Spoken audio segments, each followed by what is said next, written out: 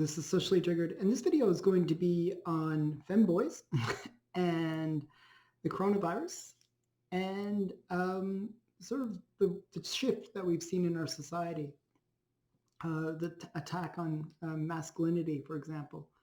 Um, there was a recent controversy that happened like a few days ago, actually, where it was big. All the right-wing media and even the left-wing media would go on about the fact that Harry Styles was in a dress for Vogue magazine. And that was sort of a big deal because, he's a famous celebrity. Um, and people were freaking out about it. They were freaking out about it because, oh, why is a guy wearing a dress? And, I think rock stars do stupid stuff all the time, so there's nothing really that amazing about it. And if a guy wants to wear a dress, fine, who cares? And that's sort of the libertarian viewpoint on things. Let people live the way that they want. I don't really believe in policing people's bedrooms. What they want to do is their own thing. However, I'm going to, so that's my take on it. But I want to sort of quickly say both sides of the argument that I'm going to disagree with both. It's kind of funny. So the left will say men, dresses are, men have worn dresses in the past. Kilts are dresses and blah, blah, blah. They'll just say that, a dress isn't one thing. It's like you can't say a dress is a male thing or a female thing. It is a thing.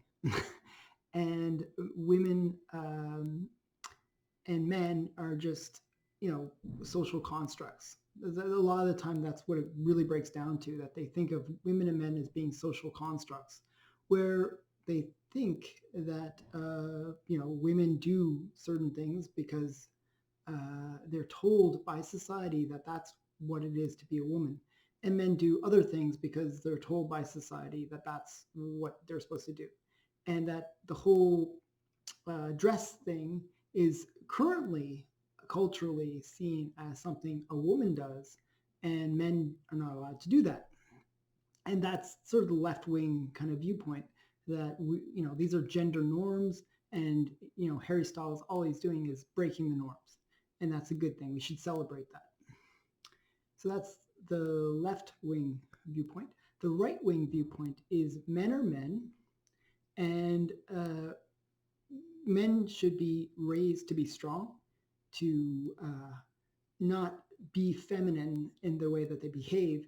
And they see that there's a real attack on masculinity, and men should not be wussified or soy boyed into becoming these kind of weak sort of men that are femboys. And the right wing will say, hey, if a guy comes home to his wife and he's wearing a dress, she should punch him in the face because he should, to get him to be tough again. And that men should be men. And that's the other side. That's almost the other extreme. There's no compromise between the two groups. So here's my take. I am a libertarian in terms of certain ideas. I do believe that people should be able to do whatever they want in terms of, as long as it doesn't hurt somebody else. However, let's take that thought, as long as it doesn't hurt somebody else. So Harry Styles is a celebrity, and his actions influence other people. And in a way, what's happening right now is we are breeding a series of weak men. And when a society has weak men, it generally is a collapsing society. It's a society that's on its deathbed because weak men breed a weak society. We need strong society to, go forward and do things that are challenging and do things that are independent. So a weak society will be generally more reliant on the government and seek protections from the government. And I see big government as a real failing of a society that once the government gets so big and people get too controlled, well, then you know that that society is going to collapse. And we've seen this in the past. Even like recently, like if you look at England, it became very, very socialist in the 70s, and it was collapsing. The funny thing is, it was a strong woman that actually turned the tide and sort of brought England back a little bit back to its former greatness with Margaret Thatcher.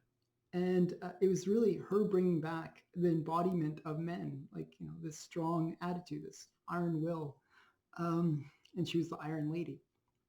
So yeah, it's kind of funny that it's kind of weird how that worked out.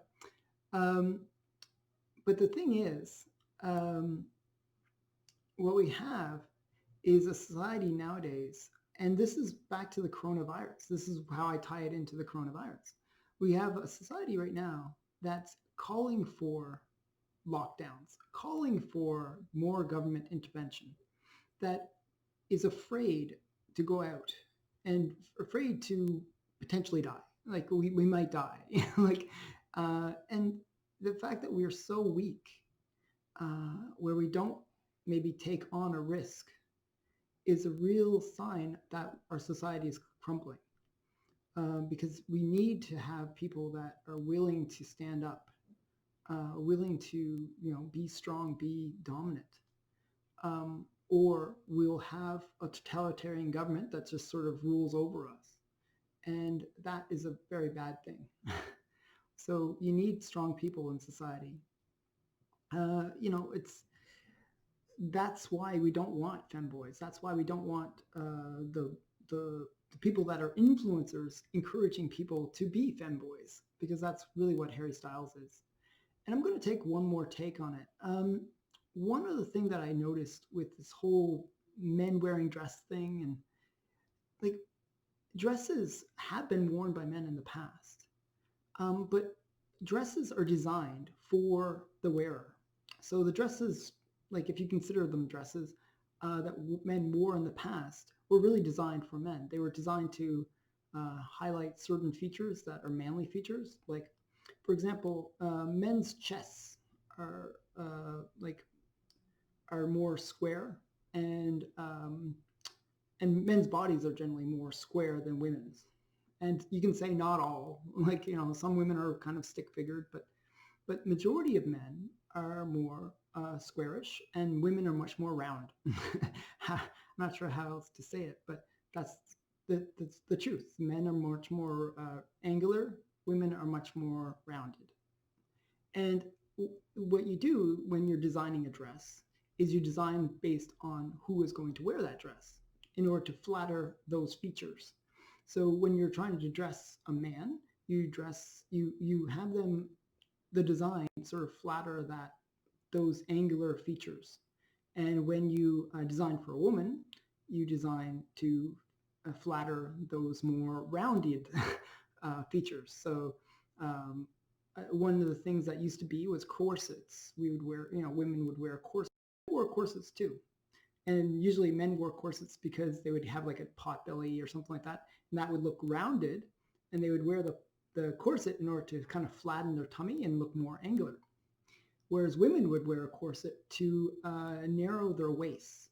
So what would happen is, if you have a smaller waist, you would basically look like you have bigger hips. So it would create that visual impression that you have smaller waist to hips, and therefore you'd look more feminine.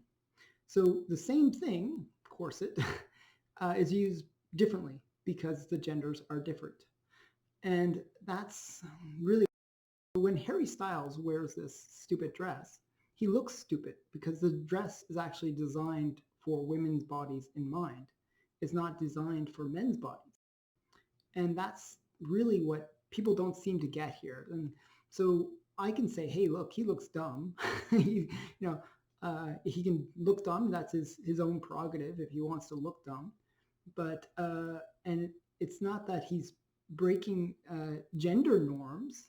He's breaking design norms that you have to design for the people in mind, that you're designing based on who is going to wear the dress. A man look stupid in a woman's dress because the dress was designed for women in mind. It's just like men's jeans versus women's jeans. I mean, some women actually wear men's jeans sometimes, but they're going for a certain look. But women's jeans are actually designed for the women's bodies. They have curves designed in them, whereas men's jeans are much more angular, as I was saying, like much more straight. Um, so the point is that we design things based on who is using them. One of the arguments that I heard Shoe on Head say was she was talking about Candace Owens. And Candace Owens, she kind of wears these men's suits, like they look like men's suits, traditionally suits that were designed for men.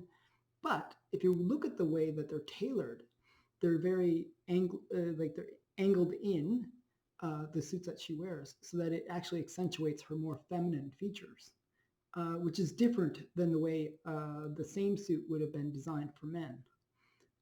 Again, so it's how the clothing is designed for the wearer. As I said, men want to accentuate their more angular features, more straight features, and women want to accentuate their more rounded features. It's just like heels. Heels is a really good example of the differences between men and women. When heels were first created, they were really created for men. And the reason they were created was they would allow men to fit better into the stirrups. They could use them to kind of stay in the stirrups a bit better. And so they were really used for that purpose originally. And it just men were the ones that would ride horses, so men would want to have a feature that would help them ride horses better. Then they noticed that, hey, these heels actually make me look taller, and men want to look taller because, looking taller makes you look stronger, and that's another male feature. However, women also noticed there was advantages to wearing heels, and women sort of took over the whole heel thing because they saw like so much advantage to it, because what it would do is make their legs look longer.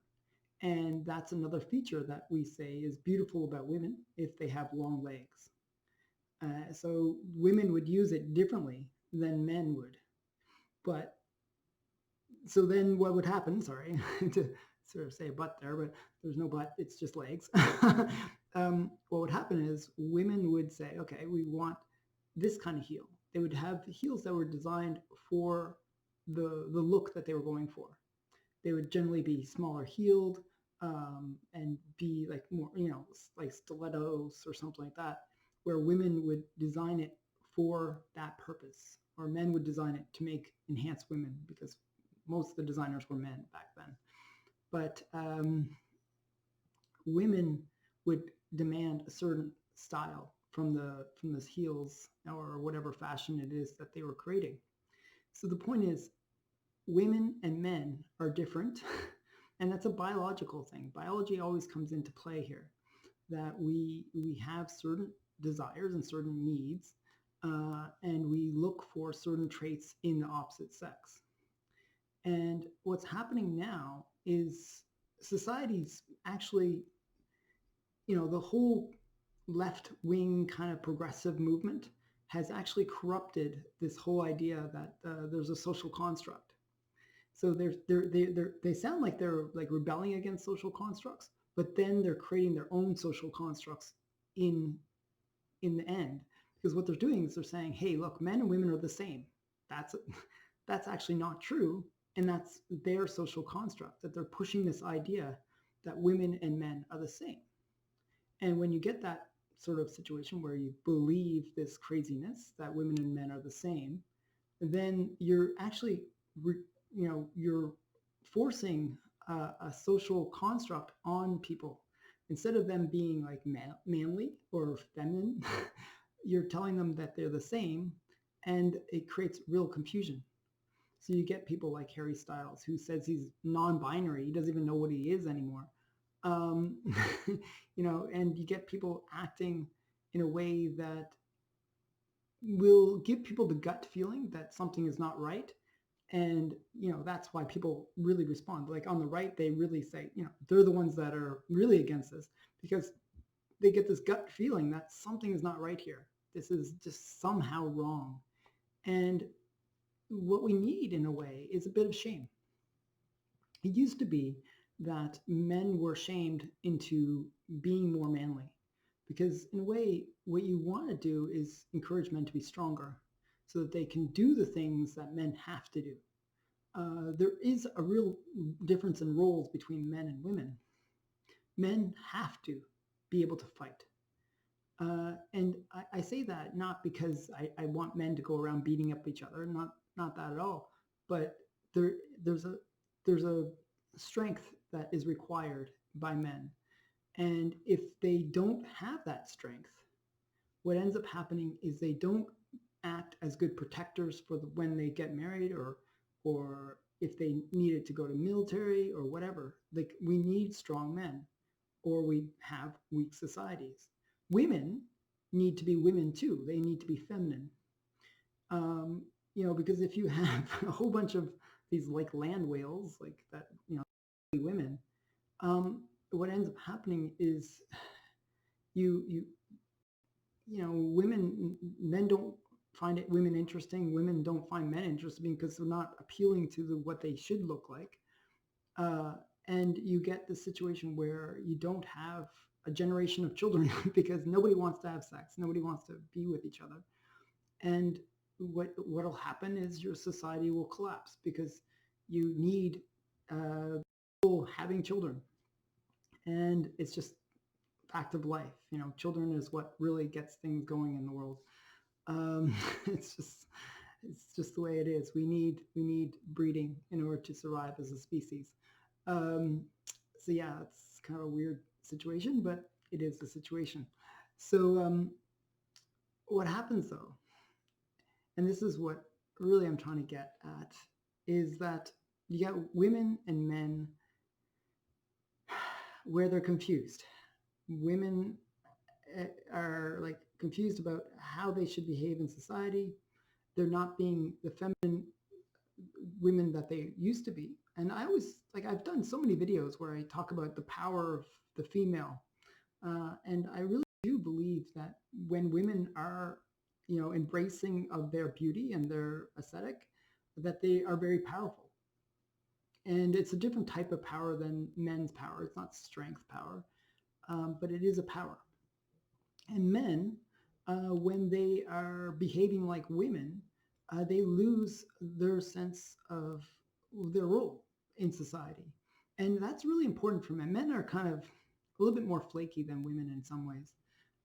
Men really need to know what their purpose is. If men have no purpose, you get really high suicide rates. I think the suicide rate was like 43%. That's how many people between ages of 18 and 43 that were considering suicide in England. That's pretty insane.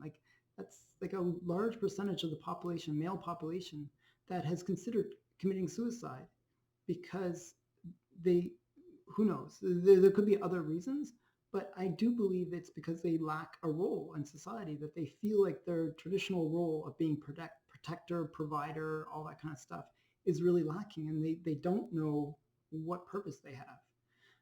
And that's a real problem. You don't want to have half your society, which is men, being disenfranchised and not knowing how to behave. Um, there's actually a danger with weak men, because weak men, even though they're, you don't think of them as somebody that would attack or, hurt others because they're weak. Well, that's actually the opposite of what really does happen. You get things like Antifa. Antifa is a bunch of pussies. They're a bunch of soy boys, and they're a bunch of these kind of femboys that really are weak in many ways. But what do? They burn things. They attack, and they do damage.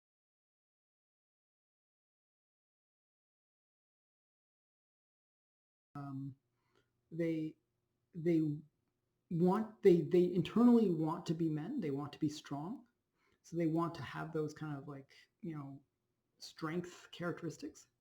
But at the same time, they don't have the maturity to know how to actually display that strength, because it's not it's men's strength is not just going around beating people up. It's sort of like the idea that you have the strength that if it is required, you could defend yourself, defend others. And that is what it is to be a man.